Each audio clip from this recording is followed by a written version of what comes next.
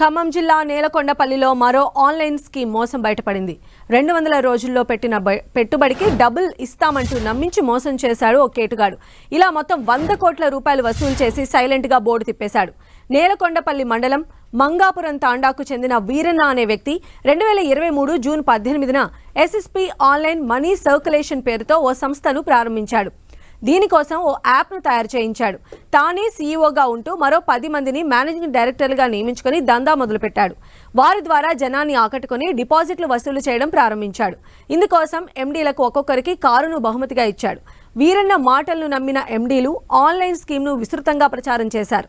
ఇలా 3000 మంది నుంచి సుమారు 100 కోట్లు వసూలు చేశారు. చివరకు టార్గెట్ రీచ్ అయ్యాక బోర్డు తిప్పేశాడు. ఇక లబోదిబం అంటూ బాధితులు పోలీసులను ఆశ్రయించారు. పోలీసులు కేసు నమోదు చేసుకుని దర్యాప్తు చేస్తున్నారు.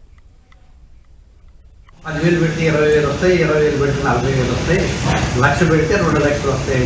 పర్ డే 1% చొప్పున రెగ్యులర్గా దాంట్లో పడతాయి. రాయల్ ఇన్కమ్ మీరు పెట్టండి అని చెప్పి 2 ఏజెంట్లు వచ్చి అడగడం జరిగింది. సాఫ్ట్వేర్ ప్రాబ్లం వస్తుందని ఒక 20 రోజులు లేట్ చేశాడు. 20 రోజులు నేను పోలీస్ స్టేషన్లో కంప్లైంట్ ఇవ్వడం జరిగింది.